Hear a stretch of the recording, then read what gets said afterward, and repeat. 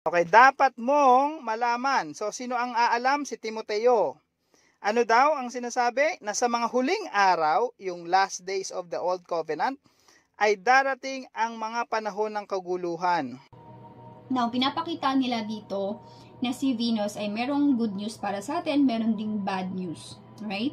Now, ang bad news na nakikita ko dito, si Saturn kasi is conjunct with Neptune, which is Neptune is signifier of deception. Neptune is signifier of secret. And nasa 4th house siya. And then 7th house, which is signifier of law. Okay? So, pinapakita nila dito na merong konektado sa batas, agreement sa batas, na kung titingnan mo itong agreement na to, mukhang parang sobrang unlinis, na parang ang dating na, parang wala kang makikitang hindi maganda. Pero when it comes to Neptune kasi, hindi mo kailangang tingnan yung ang nakikita ko kasi dito, agreement or kontrata siya, kailangang tingnan ng mga politician or gobyerno ng Pilipinas itong kontrata na to. Kasi sa unang tingin, hindi nila mapapansin na meron tong, for the lack of better term, kapahamakan na dulot or dala.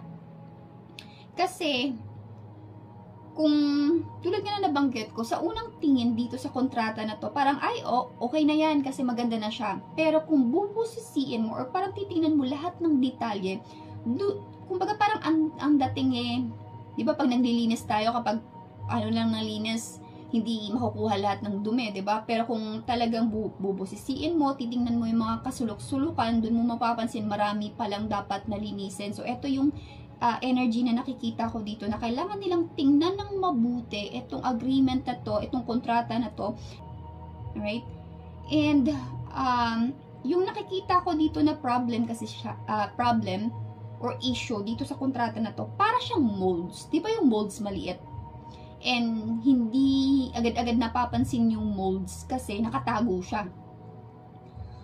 Itong agreement na to or yung kontrata na to, intentional man to or not intentional, kailangan pa rin nilang tingnan ng mabuti. Kasi ang molds kasi, kapag napabayaan, lumalaki. So, ibig sabihin, para siyang yung problem na to, yung issue na to, parang anay. Yung tipong,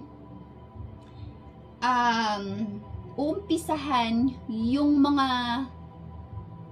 sulok o yung lugar na hindi nakikita. And then, parang sa bahay lang, di ba, yung mga anay, inuuna nila yung mga lugar na nakatago. Hindi magugulat ka na lang, ang dami na palang nasira kasi hindi siya napansin agad kasi nakatago. So, ganun yung energy na nakikita ko dito. And, my guys are suggesting na sana tingnan nila ng mabuti itong kontratang to kasi mukha lang siyang maliit na problem pero kapag napabayaan, malaki pala yung dulot nito.